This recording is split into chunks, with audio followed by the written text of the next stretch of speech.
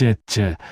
이고 진저 재물 저승길엔 짐만 될 뿐이요. 오늘 밤 그곳간의 주인이 바뀔 터이니 두고 보시게. 까마득하게 높은 소슬대문 너머로 떵떵거리는 기운이 진동하지만 그 거대한 기와 지붕 아래 드리운 그림자는 한없이 차갑고 어둡기만 합니다. 오래된 느티나무보다도 더 높이 솟아있는 문기둥에는 용과 봉황이 화려하게 새겨져 있지만 정작 그 문 안으로 들어서는 사람들의 얼굴에는 생기라고는 찾아볼 수 없습니다. 매서운 칼바람이 몰아치는 초겨울에 이른 새벽 동쪽 하늘이 겨우 희끗무례하게 밝아올 무렵입니다. 남들은 따뜻한 아랫목에서 단잠을 잘 시간이건만 이 집의 머슴들은 벌써부터 얼어붙은 땅을 파내며 거친 숨을 몰아쉽니다. 뼈마디가 드러난 손으로 부러질 듯한 가래를 잡고 땅을 파헤치는 이들의 눈동자에는 생기라고는 찾아볼 수 없고 오직 살기 위해 움직이는 기계적인 고단함만이 가득합니다. 한 사람 한 사람의 얼굴을 들여다보면 각자의 사연이 새겨져 있습니다. 20살을 넘긴 젊은이는 아버지의 빚을 대신 갚기 위해 이곳에 팔려왔고 50을 넘긴 노인은 흉년의 논밭을 잃고 이곳 머슴이 되어 10년째 고된 노동에 시달리고 있습니다. 아낙네들은 새벽부터 부엌에서 밥을 짓고 빨래를 하며 겨우내 얼어붙은 우물가를 오가며 물을 길어 날라야 합니다. 저 멀리 보이는 대지주의 곳간은 터져나갈 듯 곡식이 가득 차 있습니다. 쌀과 마니가 천장까지 빼곡히 쌓여 있고 또 다른 곳간에는 조와 보리, 콩이 산처럼 쌓여 있습니다. 그런데 정작 그 곡식을 일궈낸 이들의 배에서는 꼬르륵 소리조차 나지 않을 정도로 비어 있습니다. 아침에 먹는 죽은 겨와 강냉이를 섞어 끓인 것으로 제대로 된 쌀알 하나 들어있지 않습니다. 어떤 머슴은 아예 아침을 거르고 일터로 나가기도 합니다. 대문 앞 돌계단에는 서리가 내려앉아 미끄러울 정도인데 마당을 쓸고 있는 늙은 머슴의 등은 완전히 굽어 있습니다. 그가 빗자루질을 할 때마다 입에서는 하얀 김이 새어 나오고 손등에 튼 살갗 사이로는 피가 배어 나옵니다. 안채에서는 아직도 등불이 켜져 있는데 주인은 밤새도록 장부를 뒤적이며 돈 계산을 하느라 잠을 이루지 못했던 것입니다. 창문 틈으로 새어 나오는 불빛은 마치 황금빛처럼 보이지만 그 빛 아래에서 벌어지는 일들은 너무나도 잔혹합니다. 곳간 앞을 지키는 개들은 살이 통통하게 올라 윤기가 흐르지만 머슴들은 뼈와 가죽만 남아 앙상합니다. 추운 겨울날 개들에게는 따뜻한 집단을 갈아주지만 머슴들의 움막은 바람이 새어들어와 밤새 이를 떨어야 합니다. 이것이 바로 마을 사람들의 고혈을 짜내어 쌓아 올린 최부자 댁의 화려하고도 비참한 첫 풍경입니다. 하늘을 찌를 듯한 기와 집과 끝없이 펼쳐진 논밭, 그리고 그 모든 것을 만들어낸 사람들의 피눈물이 서려 있는 이곳은 겉으로는 번영의 상징이지만 속으로는 원한과 한숨이 가득 찬 저주받은 땅입니다. 마당 한쪽에서는 어린아이가 벌벌 떨며 서 있습니다. 밤새 열이 나서 앓던 아이인데 주인이 일손이 부족하다며 병든 몸으로도 나와서 심부름을 하라고 윽박질렀기 때문입니다. 아이의 어머니는 눈물을 흘리며 아이를 안아주고 싶지만 그럴 수도 없이 빨래방에 갇혀 빨래를 해야 합니다. 이렇게 해가 뜨기 전부터 최부자 댁은 움직이기 시작하는데 그 움직임 속에는 기쁨이나 희망 같은 것은 없고 오직 생존을 위한 기계적인 몸부림만이 존재할 뿐입니다. 마을 어귀를 지나던 노학자가 걸음을 멈추고 저 거대한 저택을 한참이나 바라봅니다. 그의 이름은 정약수라 하며 젊은 시절 과거에 급제하여 벼슬을 하다가 세상의 부조리함을 견디지 못하고 벼슬을 버린 지 이미 10여 년이 지났습니다.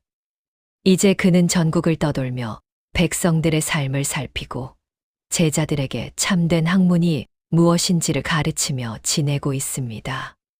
그의 곁에는 20살 남짓한 제자 민수가 서 있는데 처음 이 저택을 본 민수의 눈에는 감탄과 부러움이 가득합니다. 스승님, 저 집은 정말 대단합니다. 얼마나 많은 재물을 모았으면 저렇게 웅장한 집을 지을 수 있겠습니까?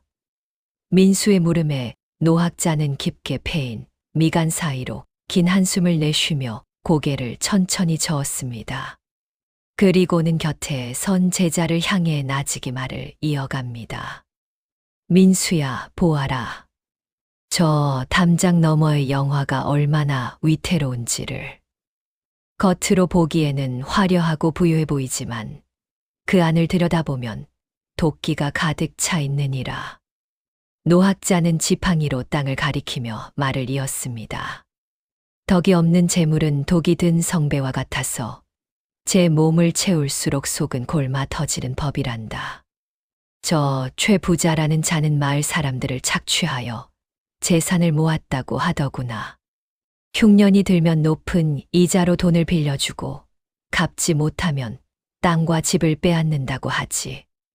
또한 자신의 머슴들에게는 사람 대접조차 하지 않고 짐승처럼 부린다고 들었어. 그렇게 모은 재물이 과연 복이 될 수 있겠느냐?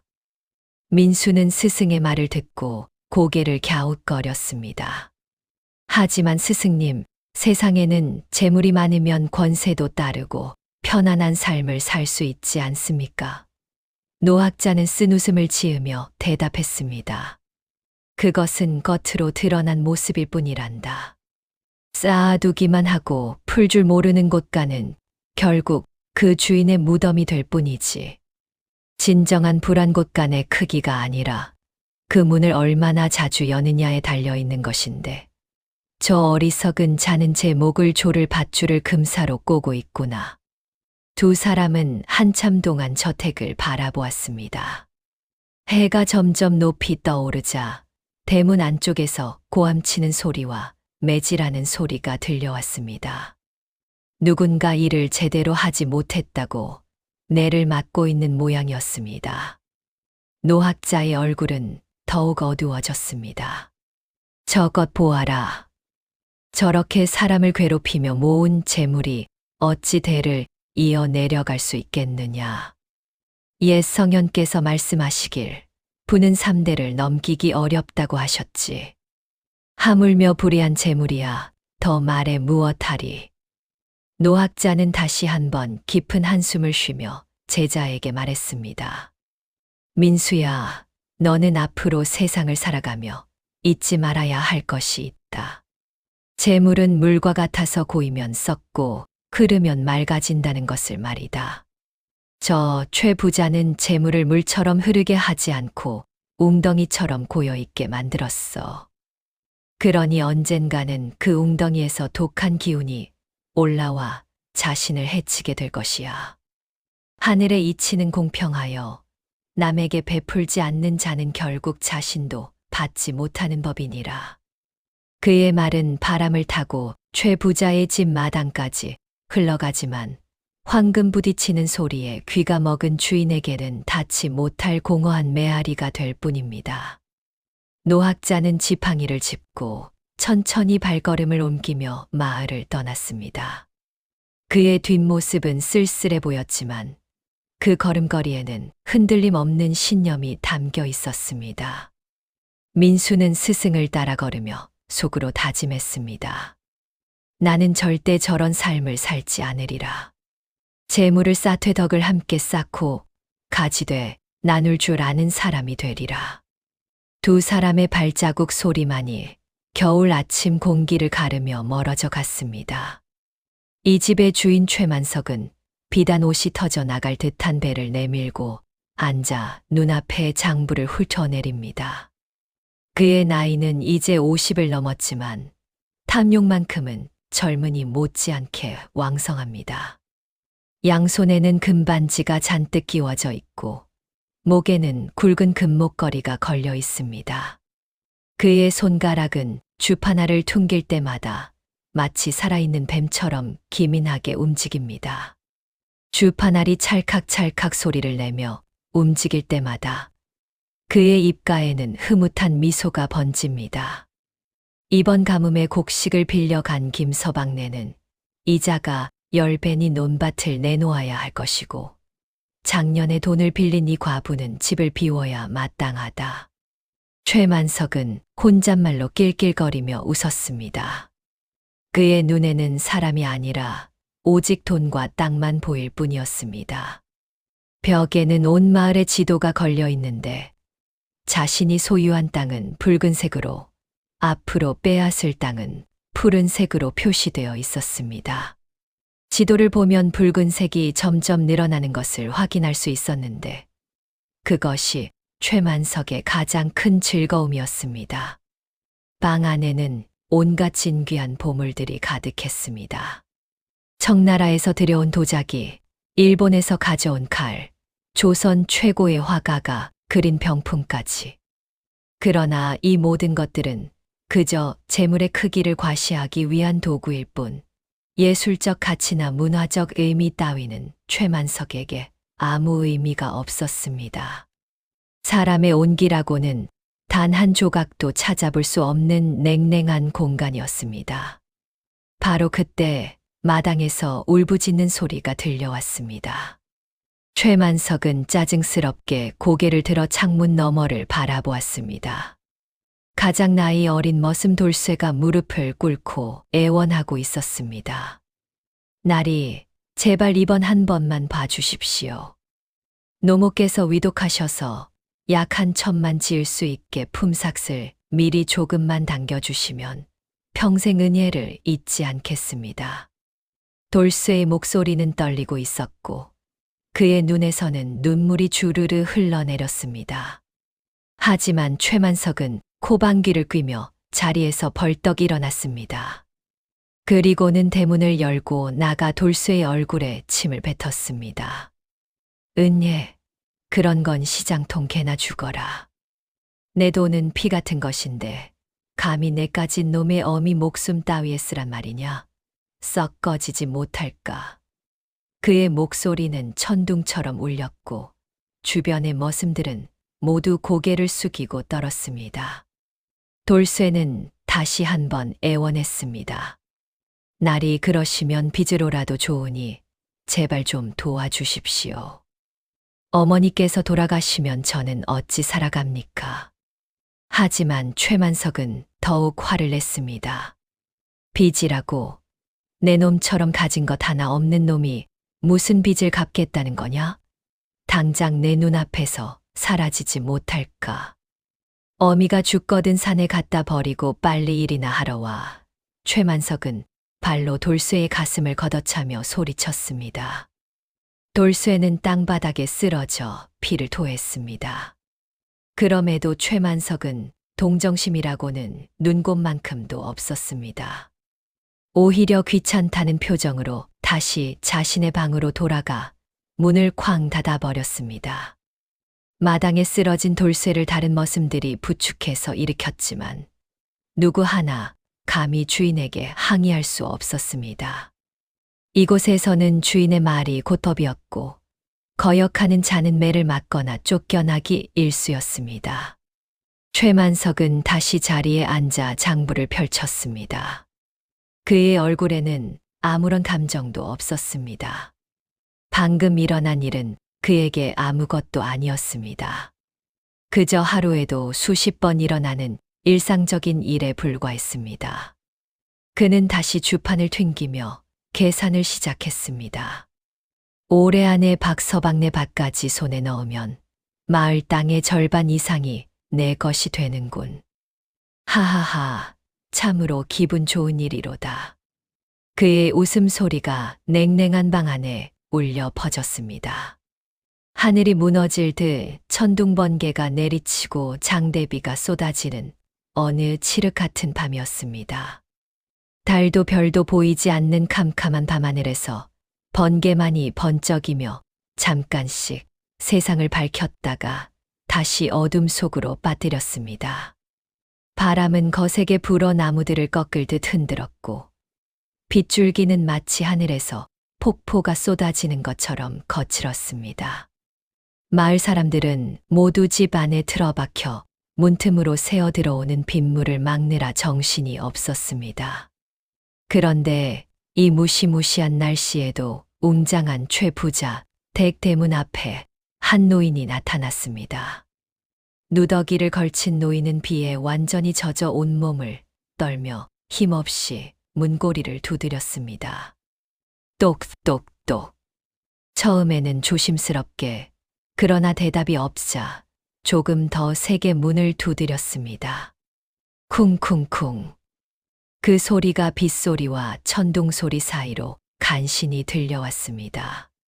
한참을 두드린 끝에 안쪽에서 인기척이 들렸습니다. 노인은 겨우 입을 열어 떨리는 목소리로 말했습니다.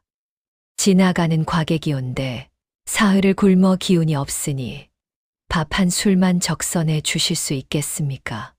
제발, 제발 문 좀 열어주시오. 노인의 목소리는 바람에 날려 거의 들리지 않을 정도로 약했지만 간절한 만큼은 누구라도 느낄 수 있었습니다.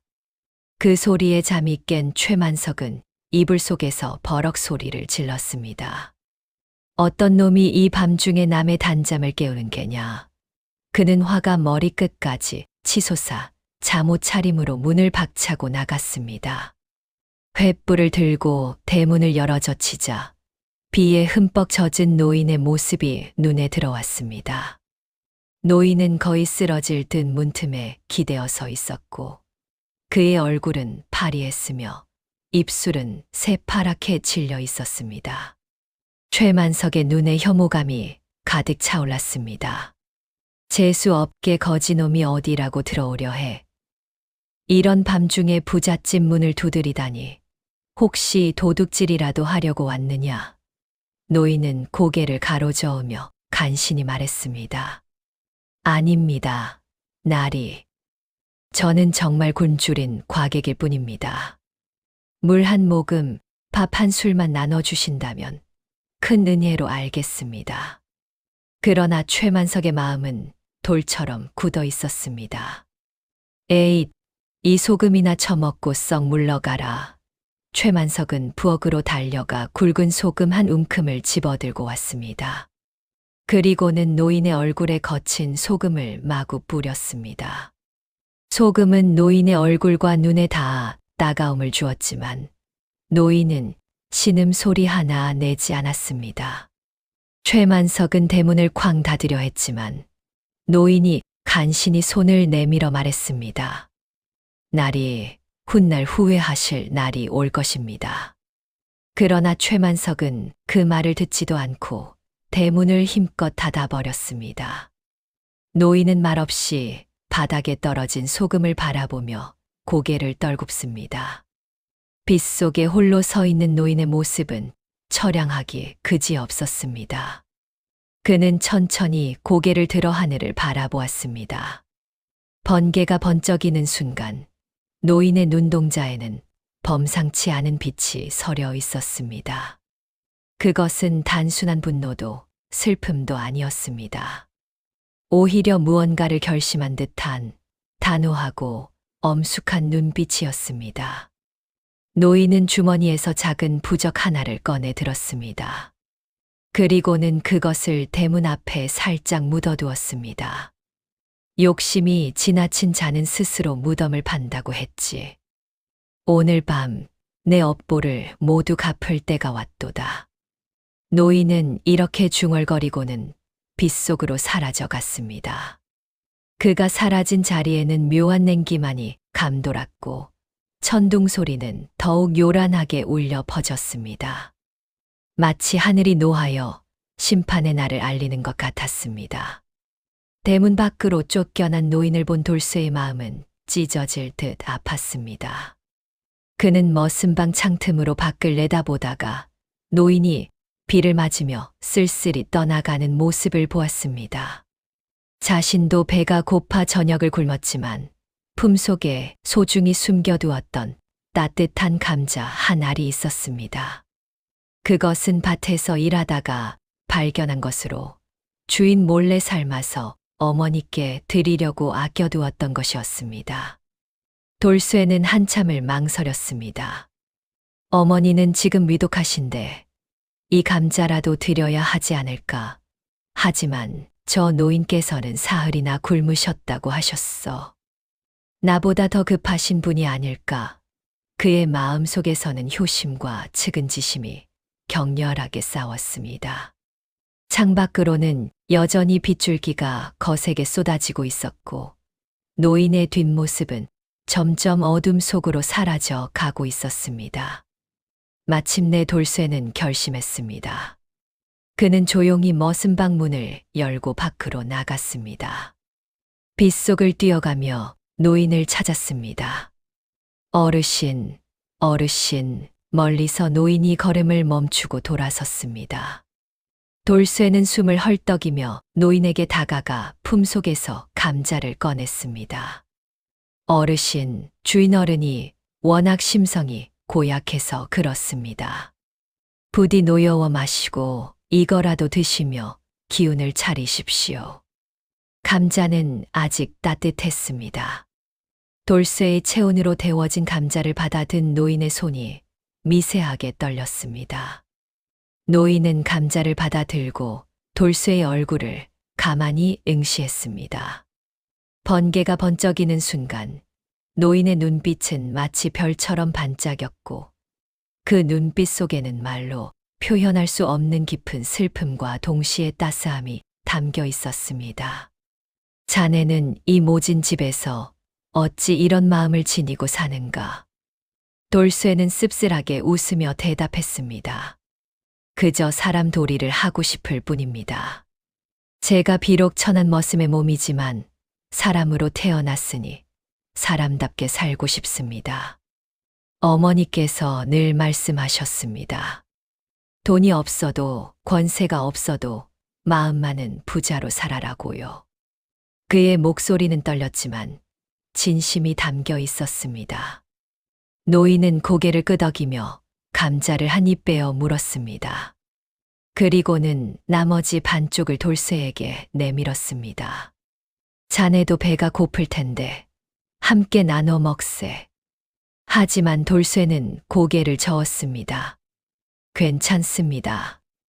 어르신께서 다 드십시오. 저는 젊으니 하루쯤 굶어도 괜찮습니다. 노인은 돌쇠의 손을 꼭 잡았습니다. 그의 손은 차가웠지만 악력은 놀라울 정도로 강했습니다. 그리고는 낮은 목소리로 경고했습니다. 오늘 밤 이 집의 업보가 모두 정산될 것이네. 자네는 절대 집 안에 머물지 말고 저 뒤편 오래된 고목 아래로 가서 날이 밝을 때까지 기다리게. 무슨 일이 있어도 뒤를 돌아보지 말아야 하네. 돌쇠는 깜짝 놀라 물었습니다. 무슨 말씀이십니까? 업보라니요? 하지만 노인은 더 이상 말하지 않고 빗속으로 사라져 갔습니다. 돌쇠는 한동안 그 자리에 멍하니 서 있었습니다. 노인의 말이 무슨 뜻인지 알 수 없었지만 그 눈빛만큼은 분명했습니다. 거짓이 아니었습니다. 돌쇠는 서둘러 집으로 돌아와 어머니가 계신 방으로 갔습니다. 어머니, 제가 잠깐 나갔다 와야 할 것 같습니다. 병든 어머니는 힘없는 목소리로 물었습니다. 왜 그러느냐? 그냥 느낌이 좋지 않습니다. 어머니, 곧 돌아오겠습니다. 돌쇠는 어머니의 손을 꼭 잡았다가 놓고 밖으로 나갔습니다. 그의 가슴은 불안과 두려움으로 가득 찼지만 노인의 말을 따르지 않으면 안 될 것 같은 강한 예감이 들었습니다. 자정이 깊어지자 집안의 공기가 심상치 않게 변하기 시작했습니다. 안방 깊숙한 곳, 최만석이 목숨보다 아끼는 금고에서 기이한 소리가 들려왔습니다. 지지직. 마치 뭔가가 타들어가는 듯한 소리였습니다. 평소라면 은은한 금빛을 내뿜어야 할 황금들이 서늘하고 푸른 빛을 내며 진동하기 시작한 것입니다. 그 빛은 마치 귀신불처럼 방 안을 가득 채웠고 온도는 급격히 떨어지기 시작했습니다. 최만석은 잠결에 들리는 부스럭거리는 소리에 눈을 번쩍 떴습니다. 도둑인가? 아니면 생쥐놈들인가? 그는 촛불을 켜고 조심스럽게 금고 앞으로 다가갔습니다. 평소처럼 황금을 어루만지며 마음을 달래려던 순간 그의 손끝에 닿은 것은 차갑고 단단한 금속이 아니라 바스라지는 가루의 촉감이었습니다. 이게 무슨... 최만석은 깜짝 놀라 손을 빼냈습니다. 손가락 사이로 하얀 가루가 주르르 흘러내렸습니다. 공기는 얼음처럼 차가워졌고 방 안 가득 매캐한 안개가 피어오르기 시작했습니다. 최만석은 급히 금고를 활짝 열었습니다. 그 순간 그의 눈앞에 펼쳐진 광경은 믿을 수 없는 것이었습니다. 수백 냥의 황금이 모두 하얀 소금으로 변해 있었던 것입니다. 아니, 이럴 수가. 내 금이 어디 갔느냐. 최만석은 비명을 지르며 금고 안을 뒤적거렸지만 손에 잡히는 것은 모두 소금뿐이었습니다. 현실의 경계가 무너지는 듯한 기묘한 감각이 그를 덮쳐왔습니다. 방 안의 물건들이 일렁거리기 시작했고 벽에 걸린 그림 속의 인물들이 마치 살아 움직이는 것처럼 보였습니다.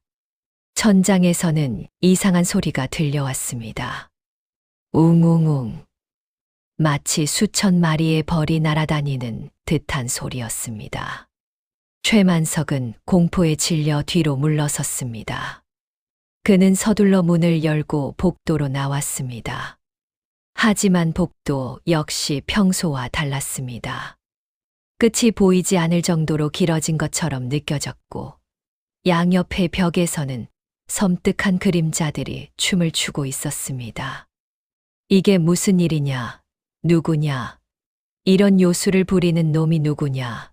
최만석은 소리를 질렀지만 돌아오는 것은 자신의 목소리가 메아리쳐 울리는 소리뿐이었습니다.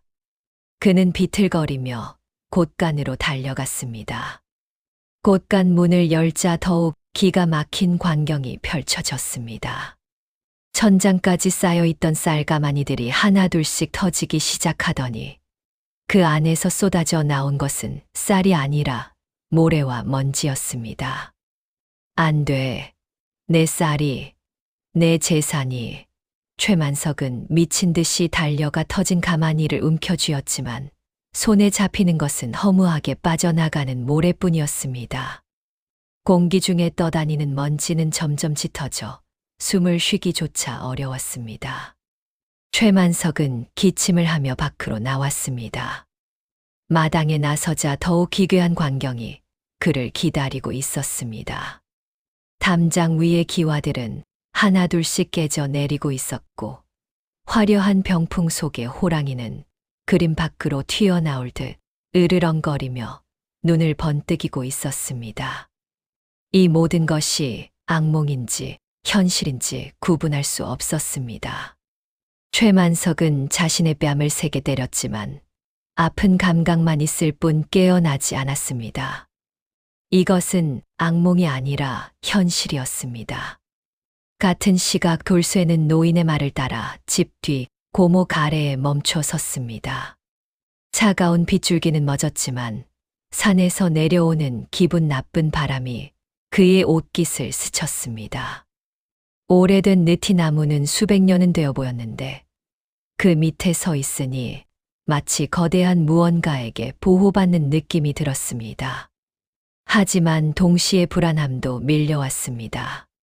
저 아래 집에서는 무슨 일이 일어나고 있는 것일까? 돌쇠는 아픈 어머니의 얼굴을 떠올렸습니다.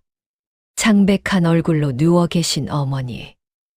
약 한 첩 지을 돈조차 없어서 그저 물만 드시는 어머니.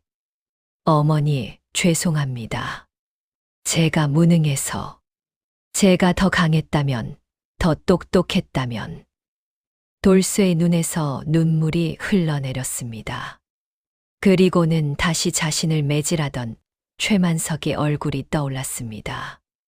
찌푸린 인상, 탐욕으로 가득한 눈빛, 그리고 사람을 짐승보다도 못하게 대하던 그 냉혹함. 나만 이렇게 피신해도 되는 걸까? 다른 동료들은 어쩌고? 돌쇠는 자책감에 사로잡혔습니다. 같은 머슴방에서 지내던 김서방, 이씨 아저씨, 어린 동식이. 그들도 모두 돌쇠처럼 억울하고 힘든 삶을 살고 있었습니다. 그들은 지금 어떻게 되고 있는 것일까?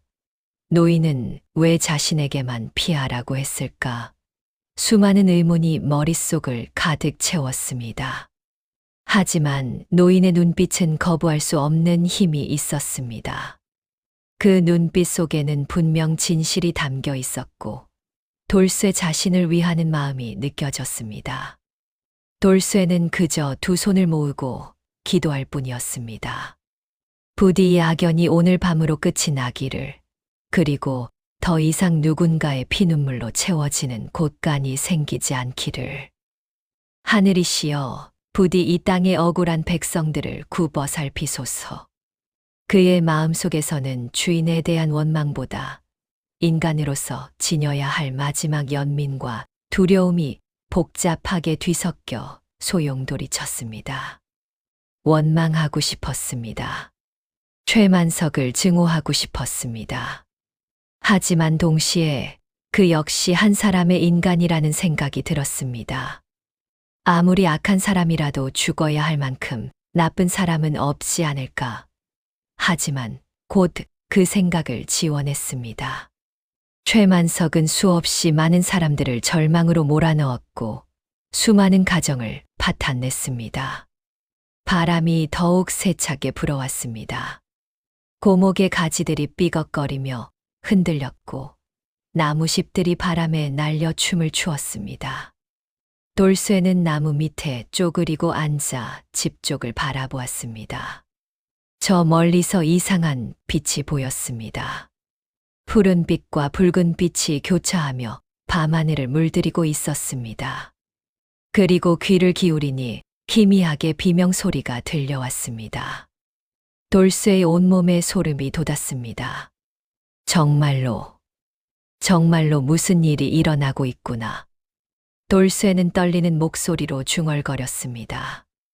그는 일어서서 집 쪽으로 달려가고 싶었습니다. 하지만 노인의 당부가 그를 붙잡았습니다. 무슨 일이 있어도 뒤를 돌아보지 말아야 하네. 돌쇠는 눈을 감고 다시 기도했습니다. 그리고는 고목나무를 꼭 껴안았습니다. 나무의 거친 껍질이 그에게 위안을 주는 것 같았습니다.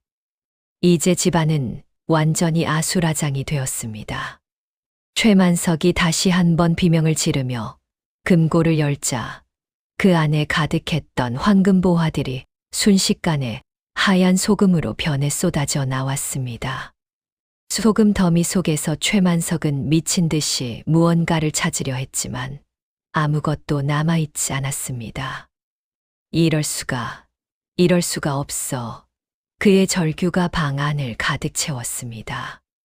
믿을 수 없는 광경을 목격한 최만석은 곳간으로 달려갔습니다. 하지만 그곳 역시 마찬가지였습니다. 수백 가마니의 쌀들이 터져 나오며 모래와 먼지로 변해 사방으로 흩어졌습니다. 먼지 구름이 거대하게 일어나 최만석을 덮쳤고 그는 기침을 하며 바닥에 주저앉았습니다. 최만석은 바닥을 기며 모래를 두 손으로 움켜쥐려 했지만 손가락 사이로 허무하게 빠져나갈 뿐이었습니다. 안 돼. 내 재산이 모두 사라진다. 최만석은 미친 사람처럼 소리를 질렀습니다. 그는 비틀거리며 일어나 다른 곳간으로 달려갔습니다. 두 번째 곳간에 있던 조화보리도 마찬가지로 썩은 짚으로 변해 있었고 세 번째 곳간의 콩들은 돌멩이로 변해 있었습니다. 네 번째, 다섯 번째. 그가 가진 모든 곡식이 순식간에 쓸모없는 것들로 변하고 있었습니다. 담장 위의 기와들은 하나둘씩 깨져 내리기 시작했습니다. 쩡그랑, 쨍그랑. 기와가 떨어지는 소리가 밤의 정적을 깼습니다. 담장 일부가 무너지며 먼지가 피어올랐고 화려했던 대문에 용 조각도 금이 가며 부서지기 시작했습니다. 화려한 병풍 속 호랑이는 그림 밖으로 튀어나올 듯 으르렁거렸고 그 눈빛은 마치 살아있는 맹수처럼 날카로웠습니다. 방 안의 보물들도 하나씩 변하기 시작했습니다. 청나라에서 들여온 고가의 도자기는 갈라지며 깨졌고 일본에서 가져온 명검은 녹슬며 부서졌습니다. 조선 최고의 화가가 그린 병풍은 색이 바래며 낡은 천 조각이 되었습니다. 진귀한 비단들은 거미줄로 변했고 화려한 가구들은 썩은 나무 토막으로 변했습니다. 최만석은 이 모든 광경을 목격하며 넋을 잃었습니다. 그는 비틀거리며 안방으로 들어갔습니다. 침대 아래 숨겨둔 또 다른 금괴가 있었기 때문입니다. 하지만 그것마저도 이미 변해 있었습니다. 황금빛 금괴는 노란색 유황덩어리로 변해 있었고 악취가 진동했습니다. 최만석은 바닥에 주저앉아 머리를 감싸쥐었습니다. 그때 창문 밖에서 이상한 소리가 들렸습니다. 쿵쿵쿵. 마치 누군가 바닥을 두드리는 소리 같았습니다. 최만석은 떨리는 손으로 창문을 열었습니다. 마당에는 수십 개의 그림자가 춤을 추고 있었습니다. 그 그림자들은 마치 사람의 형상을 하고 있었는데 자세히 보니 자신이 괴롭혔던 사람들의 모습이었습니다. 빚을 못 갚아 땅을 빼앗긴 김서방, 집을 잃은 이 과부, 굶어 죽은 박씨 할아버지. 모두가 그를 향해 손가락질하고 있었습니다. 나가란 말이야. 최만석은 소리를 질렀지만 그림자들은 사라지지 않았습니다. 오히려 점점 더 많아지며 그를 애워쌌습니다. 공포에 질린 최만석은 방문을 닫고 이불 속으로 숨었습니다. 하지만 이불 속에서도 그 소리는 들렸습니다. 귓속말처럼 들려오는 저주와 원망의 목소리들. 내가 우리를 이렇게 만들었다. 내 탓이다. 갚아라. 기괴하고도 화려한 멸망의 향연이 밤새도록 계속되었습니다. 이 모든 것이 아까 그 노인의 요술이라 확신한 최만석은 이불을 걷어차고 벌떡 일어났습니다. 공포는 곧 분노로 바뀌었습니다. 그래, 그 거지 노인 때문이야. 그놈만 찾으면 모든 게 원래대로 돌아올 거야. 그는 미친 듯이 횃불을 휘두르며 집안을 뒤지기 시작했습니다. 그 거지 노인이 어디 있느냐? 당장 내 재물을 돌려놓지 못할까? 최만석은 광기에 휩싸여 소리를 지르며 집 안 곳곳을 뒤졌습니다. 방마다 문을 열어 젖히고 장롱을 뒤엎고 심지어 벽을 두드리며 비밀 통로가 있는지 확인했습니다. 하지만 노인의 모습은 어디에도 보이지 않았습니다. 돌아오는 것은 자신의 목소리가 만들어내는 공허한 울림뿐이었습니다. 메아리는 마치 조롱하는 것처럼 들렸습니다. 노인이. 재산이 사라지는 공포는 점점 더 깊은 분노로 변했습니다. 그는 보이는 모든 것을 때려 부수기 시작했습니다. 이미 가치를 잃은 물건들이었지만 그는 그것조차 용서할 수 없었습니다. 도자기를 집어던지고 가구를 발로 차고 병풍을 찢어 발겼습니다. 하지만 그가 물건을 부술 때마다 기괴한 일이 벌어졌습니다. 깨진 도자기의 파편들은 날카로운 칼날이 되어 허공에 떠올랐고 그를 향해 날아들기 시작했습니다. 최만석은 급히 몸을 피했지만 팔에 긴 상처가 났습니다. 피가 흘러내렸지만 그는 아픔을 느낄 겨를도 없었습니다. 부서진 가구의 나무 조각들은 뱀처럼 꿈틀거리며 그의 발목을 휘감으려 했고, 찢어진 병풍의 천 조각들은 손처럼 변해 그의 목을 조르려 했습니다. 가장 무서운 것은 벽에 비친 그림자였습니다. 촛불에 비친 최만석의 그림자는 점점 커지더니 마침내 거대한 괴물의 형상으로 변했습니다. 그 괴물은 입을 크게 벌리고 있었는데 마치 최만석 자신을 집어삼키려는 듯했습니다. 최만석은 뒤로 물러섰지만 그림자 괴물도 따라왔습니다. 어디로 도망가든 그림자는 따라왔고 점점 더 가까워졌습니다. 아니야, 저리 가. 내가 누군데 감히. 최만석은 소리를 질렀습니다. 하지만 그의 목소리는 점점 작아졌고 자신감도 사라졌습니다. 그는 자신이 이 집의 주인이라 생각했습니다. 자신이 모든 것을 지배한다고 믿었습니다. 하지만 사실은 달랐습니다. 그는 재물의 노예였습니다. 황금의 포로였습니다. 그리고 이제 그 사실이 적나라하게 드러나고 있었습니다. 복도는 끝없이 이어지는 것 같았습니다. 최만석은 한참을 달렸지만 대문은 보이지 않았습니다. 주변은 점점 어두워졌고 횃불의 불빛조차 점점 약해졌습니다. 그는 무너져가는 저택 안에서 길을 잃고 헤맸습니다. 한때 자신의 자랑이었던 이 거대한 집이 이제는 그를 가두는 미로가 되어버린 것입니다. 숨이 가빠졌습니다. 다리에 힘이 풀렸습니다. 최만석은 복도 한가운데 주저앉았습니다. 그리고 그제서야 깨달았습니다. 자신은 이미 패배했다는 것을. 재물을 잃었다는 것보다 더 무서운 것은 자신이 아무것도 아니라는 사실을 깨닫는 것이었습니다. 재물이 없는 자신은 그저 비어있는 껍데기에 불과했습니다. 그는 평생 재물만을 쫓아왔고 정작 인간으로서의 가치는 하나도 키우지 않았던 것입니다. 소동의 잠이 깬 머슴들은 이 기이한 광경에 겁에 질려 하나둘 방에서 나왔습니다. 푸른 빛과 붉은 빛이 교차하는 집안, 무너지는 건물들, 그리고 미친 듯이 소리를 지르는 주인의 모습을 보고 그들은 이것이 예사로운 일이 아님을 직감했습니다. 나리, 이건 하늘이 노하신 겁니다. 우리를 살려주십시오. 평소 그에게 억눌려 지내던 이들은 주인을 돕기는커녕 자신들의 목숨을 부지하기에 바빴습니다. 김서방이 먼저 담장을 넘었습니다. 여기 있다간 다 죽어. 빨리 도망쳐.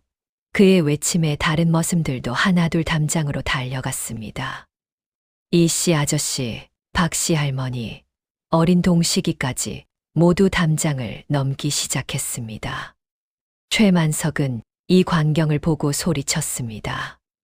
어디 가느냐? 내 놈들이 감히 주인을 버리고 가다니. 하지만 아무도 돌아보지 않았습니다. 오히려 더 빨리 도망갔습니다.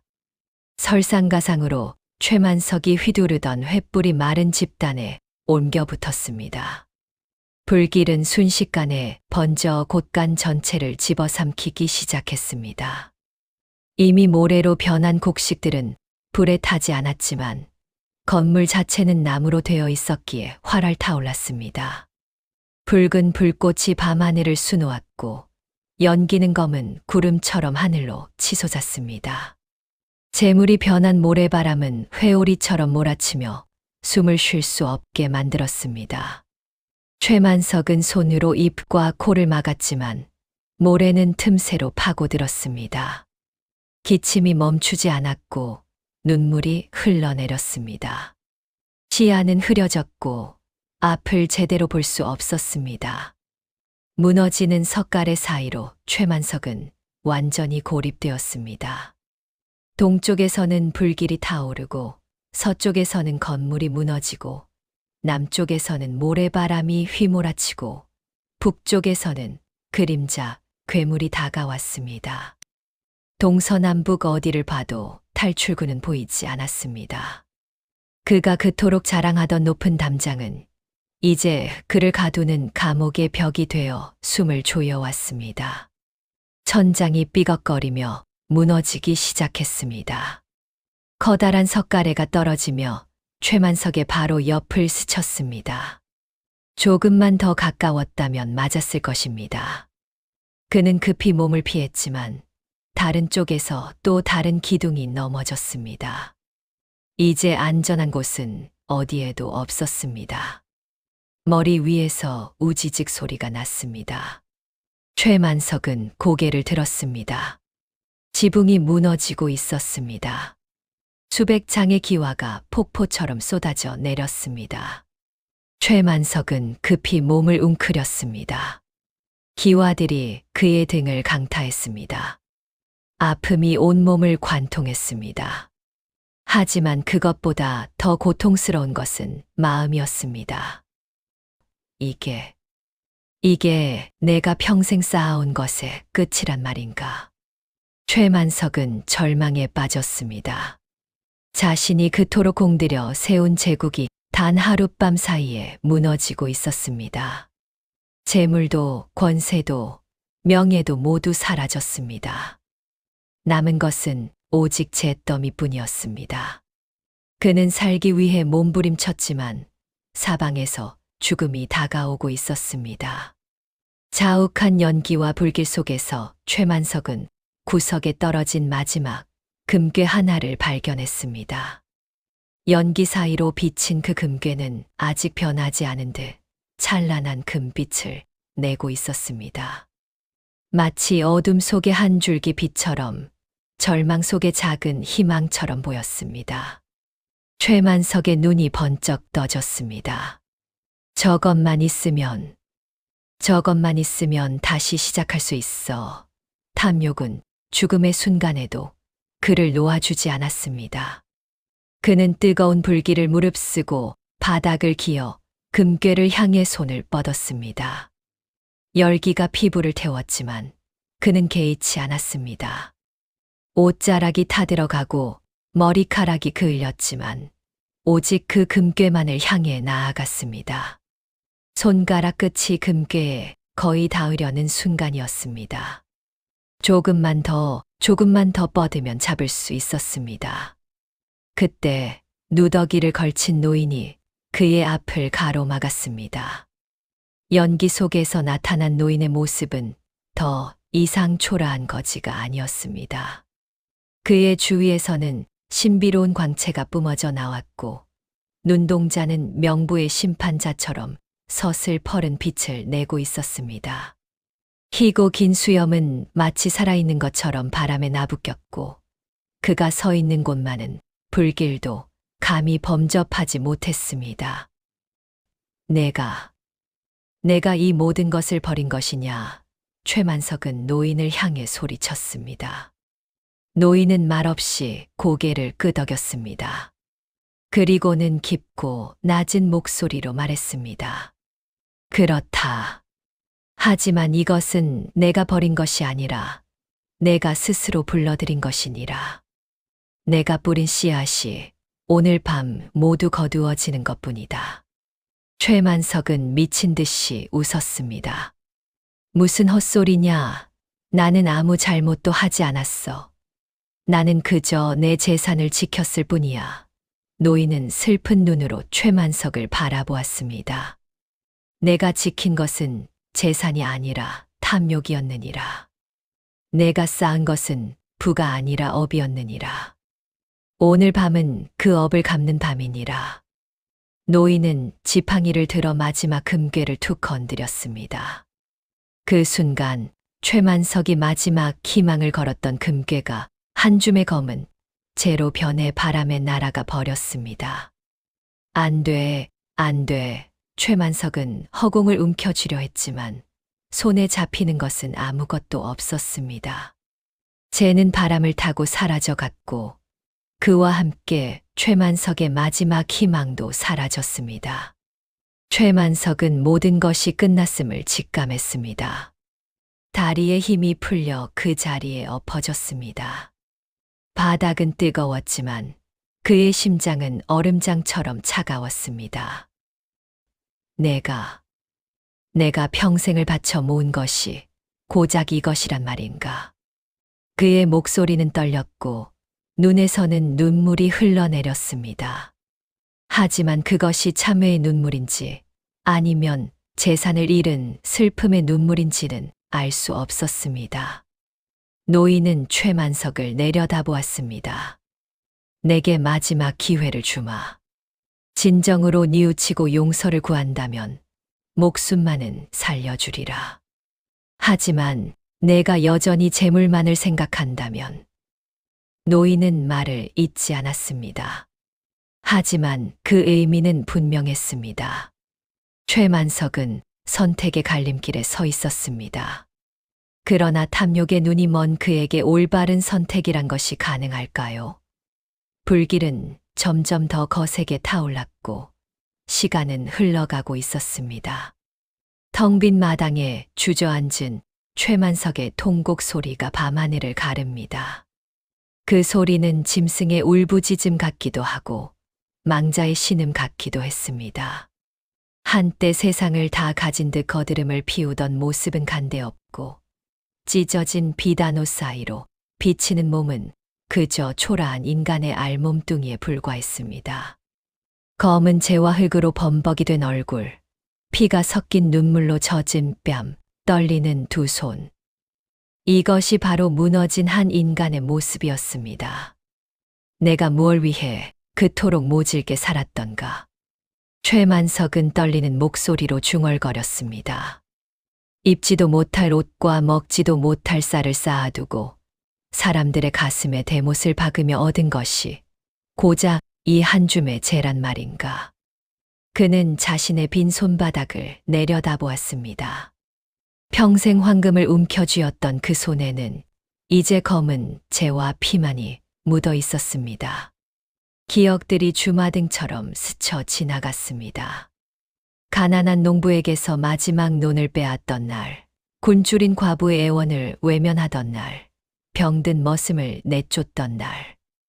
수많은 얼굴들이 떠올랐습니다. 그들의 절규, 그들의 눈물, 그들의 저주가 귓가에 생생하게 들렸습니다. 나는 괴물이었구나. 최만석은 처음으로 자신의 죄를 인정했습니다. 주변은 이제 정적만이 감돌았습니다. 불길조차 그의 죄업을 다 태운 듯 사그라져 갔습니다. 연기만이 하늘로 피어올랐고 그 연기 속에는 그가 쌓아온 모든 것이 담겨 있었습니다. 부귀도 명예도 권세도 모두 연기처럼 사라져 갔습니다. 남은 것은 오직 공허함 뿐이었습니다. 그는 평생 느껴보지 못한 깊은 고독과 절망 속에서 자신의 영혼이 얼마나 가난했는지를 처절하게 깨달았습니다. 곳간은 가득했지만 마음은 텅 비어 있었습니다. 황금은 넘쳤지만 사랑은 단 한 조각도 없었습니다. 권력은 있었지만 존경은 받지 못했습니다. 그는 모든 것을 가진 것 같았지만 사실은 아무것도 가지지 못했던 것입니다. 만약 다시 돌아갈 수 있다면. 최만석은 하늘을 올려다보았습니다. 별 하나 보이지 않는 캄캄한 하늘이었습니다. 만약 다시 시작할 수 있다면 나는 다르게 살았을 것을. 사람들에게 베풀고 나누고 함께 웃을 수 있었을 것을. 하지만 후회는 너무 늦었습니다. 되돌릴 수 없는 강물처럼 시간은 이미 흘러가 버렸습니다. 그는 땅바닥에 이마를 대고 짐승처럼 울부짖었습니다. 50평생 한 번도 흘려보지 않았던 진심 어린 눈물이 마침내 흘러내렸습니다. 그 눈물은 뜨거웠습니다. 마치 용광로에서 녹아내린 쇠처럼 뜨겁고 아팠습니다. 가슴 속에서 무언가가 녹아내리는 것 같았습니다. 돌처럼 굳었던 심장이 조금씩 녹아내리고 있었습니다. 용서해다오. 제발 용서해다오. 최만석은 알지도 못할 누군가를 향해 빌었습니다. 하늘을 향해서일 수도, 자신이 괴롭혔던 사람들을 향해서일 수도, 아니면 자기 자신을 향해서일 수도 있었습니다. 그는 비로소 자신이 얼마나 많은 것을 잃었는지 깨달았습니다. 재물을 잃은 것이 아니라 인간성을 잃었던 것입니다. 영혼을 팔고 탐욕을 산 것입니다. 그때 저 멀리 어둠 속에서 누군가 다가오는 발소리가 들렸습니다. 최만석은 고개를 들었습니다. 연기와 재로 뒤덮인 시야 너머로 한 사람의 실루엣이 보였습니다. 노인의 말대로 화를 피했던 돌쇠였습니다. 그는 무너진 건물 잔해를 헤치고 달려와 주저앉아 있는 최만석에게 손을 내밀었습니다. 나리, 정신 차리십시오. 일단 이곳을 빠져나가야 합니다. 최만석은 자신을 그토록 구박했던 머슴이 목숨을 걸고 돌아온 것을 보고 멍하니 그를 바라보았습니다. 왜 나를 구하려 하느냐?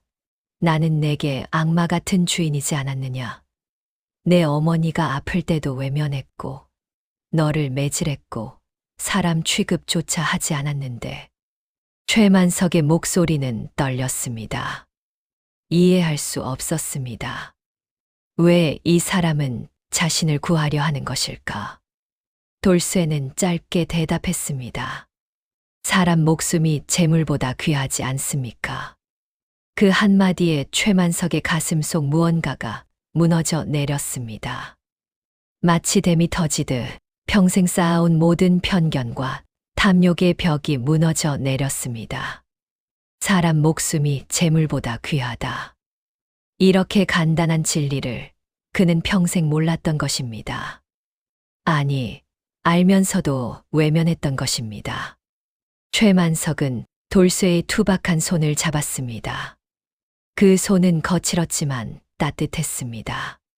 평생 황금만을 만졌던 그에게 사람의 온기가 이렇게 따뜻한 것인지 처음 알았습니다. 돌쇠는 최만석을 부축하여 일으켰습니다. 비틀거리는 최만석을 돌쇠는 꼭 잡아주었습니다. 둘은 천천히 무너진 대문을 향해 걸어갔습니다. 길을 걷는 동안 최만석은 돌쇠를 보았습니다. 자신보다 훨씬 어리고 가진 것 하나 없고 병든 어머니를 모시고 사는 이 젊은이가 자신보다 훨씬 부자였다는 것을 깨달았습니다. 재물의 부자가 아니라 마음의 부자였습니다. 진정한 부는 황금이 아니라 사람을 사랑하는 마음이었습니다. 돌쇠야. 최만석은 처음으로 머슴의 이름을 불렀습니다.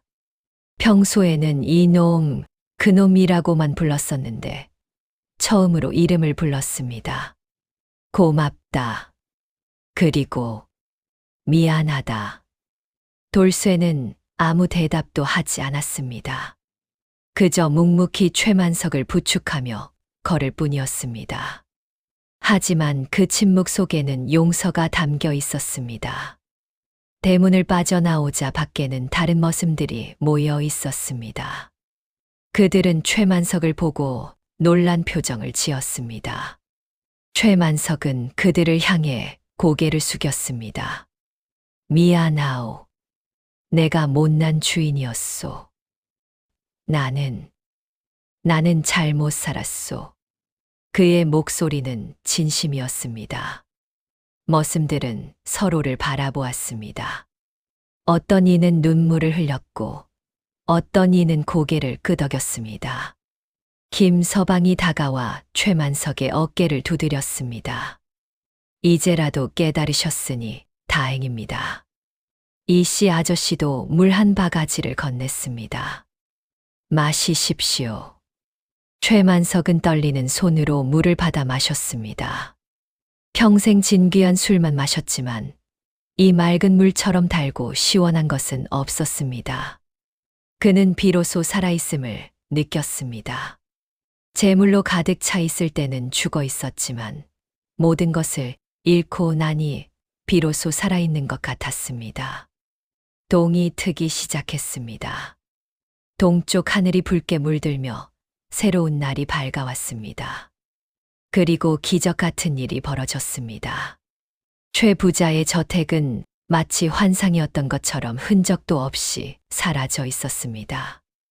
어젯밤까지 우뚝 서 있던 거대한 기와집, 높은 담장, 수많은 곳간들이 모두 사라지고 그곳에는 평범한 흙바닥만이 남았습니다.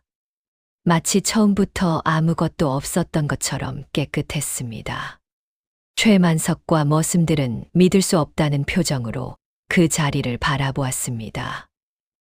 이게 정말 우리가 살던 곳이었단 말인가?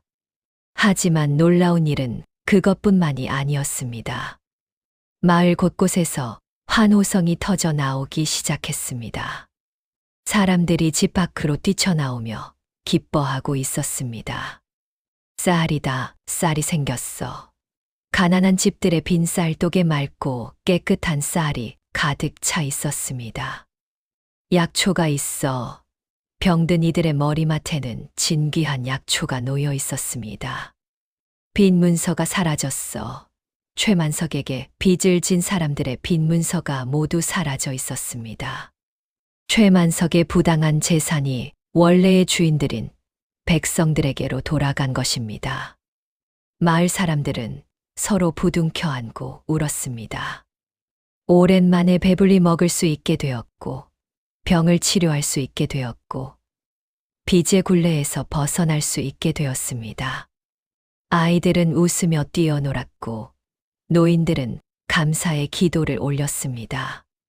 마을 전체가 기쁨으로 가득 찼습니다. 정체불명의 노인은 멀리 언덕 위에 서서 이 광경을 지켜보고 있었습니다. 그의 얼굴에는 미소가 번졌습니다. 따스하고 자비로운 미소였습니다. 그는 지팡이를 짚고 천천히 돌아섰습니다. 그리고 안개와 함께 호련히 사라져 갔습니다. 마치 처음부터 존재하지 않았던 것처럼 흔적도 없이 사라졌습니다. 최만석은 멀리서 들려오는 사람들의 웃음소리를 들으며 눈물을 흘렸습니다. 하지만 이번에는 슬픔의 눈물이 아니었습니다. 안도의 눈물이었고 감사의 눈물이었습니다. 자신의 탐욕이 씻겨 나간 것에 대한 감사, 새로운 기회를 얻은 것에 대한 감사였습니다. 그는 무릎을 꿇고 하늘을 향해 절을 올렸습니다. 감사합니다. 저에게 깨달음을 주셔서 감사합니다. 이제 저는 다시 시작하겠습니다. 올바르게, 정직하게, 사람답게 살겠습니다. 그의 목소리는 떨렸지만 힘이 있었습니다. 진심이 담긴 약속이었습니다. 주변의 머슴들, 아니 이제는 더 이상 머슴이 아닌 그의 동료들이 그를 일으켜 세웠습니다. 해가 완전히 떠올랐습니다. 새로운 날이 시작되었습니다. 최만석에게도 마을 사람들에게도 새로운 날이었습니다. 어제까지의 고통과 슬픔은 밤과 함께 사라졌고 오늘부터는 희망과 기쁨이 함께할 것입니다. 새들이 지저귀며 날아다녔고 바람은 따스하게 불어왔습니다. 모든 것이 새로웠고 모든 것이 아름다웠습니다. 기적의 밤이 끝나고 새로운 삶이 시작되었습니다. 1년의 시간이 흘렀습니다. 마을에는 거대한 기와집 대신 서로를 아끼고 나누는 소박한 웃음꽃이 피어났습니다. 마을 어귀 한편 허름한 무명옷을 입고 밭을 일구는 사내가 보입니다. 햇볕에 그을린 얼굴, 땀으로 젖은 옷, 흙이 묻은 손. 바로 최만석입니다.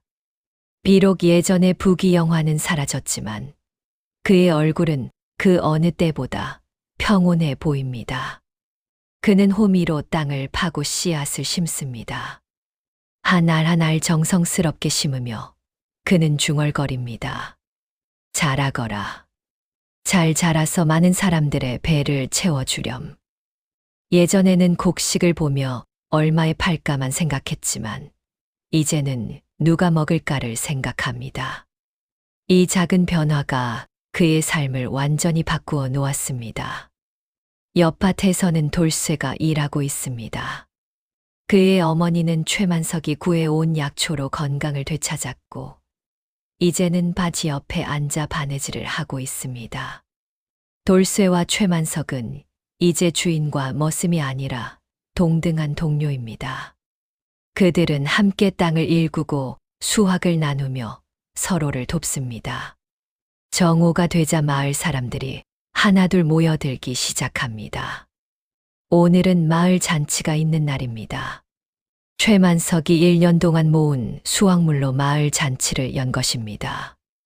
넉넉하지는 않지만 모두가 나눠 먹기에는 충분합니다. 사람들은 웃으며 음식을 나누고 이야기를 나누고 노래를 부릅니다. 길가에는 배고파 보이는 아이 하나가 서 있습니다. 누더기를 입고 맨발인 아이는 음식 냄새를 맡으며 침을 삼킵니다. 최만석은 그 아이를 발견하고 다가갑니다. 그리고는 자신이 방금 찐 감자 반쪽을 떼어 건넵니다. 얘야, 배고프지? 이거 먹어. 아이는 놀란 눈으로 최만석을 바라봅니다. 그리고는 감자를 받아 들고 맛있게 먹기 시작합니다. 최만석은 아이가 먹는 모습을 보며 잔잔한 미소를 짓습니다. 예전에는 이런 아이를 보면 귀찮다고 쫓아냈을 것입니다. 하지만 이제는 다릅니다. 나누는 기쁨이 가지는 기쁨보다 크다는 것을 알았기 때문입니다. 아이의 웃는 얼굴을 보는 것만으로도 가슴이 따뜻해집니다. 첫 장면에서의 탐욕스러운 대지주는 온데간데 없고 한 사람의 이웃으로서 살아가는 그의 뒷모습 위로 따스한 노을빛이 내리쬐입니다. 하늘은 붉고 아름답게 물들었고 새들은 둥지로 돌아갑니다. 마을은 평화롭고 사람들은 행복합니다. 최만석은 고개를 들어 하늘을 바라봅니다. 그리고 속으로 감사의 기도를 올립니다. 감사합니다. 저를 깨우쳐 주셔서 감사합니다. 이제 저는 진정한 부자가 무엇인지 알았습니다. 재물의 부자가 아니라 마음의 부자, 사랑의 부자가 되겠습니다. 그의 눈가에 잔잔한 미소가 번집니다. 저 멀리 언덕 위에서 누군가 이 광경을 지켜보고 있습니다. 1년 전 그 밤에 나타났던 노인입니다. 그는 만족스러운 표정으로 고개를 끄덕입니다. 그리고는 다시 한번 안개 속으로 사라집니다. 그의 임무는 끝났습니다. 한 영혼을 구했고 한 마을을 구했습니다. 해가 완전히 지고 어둠이 내립니다. 하지만 마을은 어둡지 않습니다. 집집마다 등불이 켜지고 사람들의 웃음소리가 울려 퍼집니다. 진정한 빛은 등불이 아니라 사람들의 마음 속에 있는 것입니다. 최만석은 이제 그것을 알았고 그 빛 속에서 살아가고 있습니다. 그리고 이 빛은 영원히 꺼지지 않을 것입니다. 이 이야기를 듣고 여러분은 어떤 생각이 드시나요? 댓글로 여러분의 생각을 남겨주세요. 그럼 오늘 영상은 여기서 마치겠습니다. 구독과 좋아요, 알림 설정 부탁드립니다.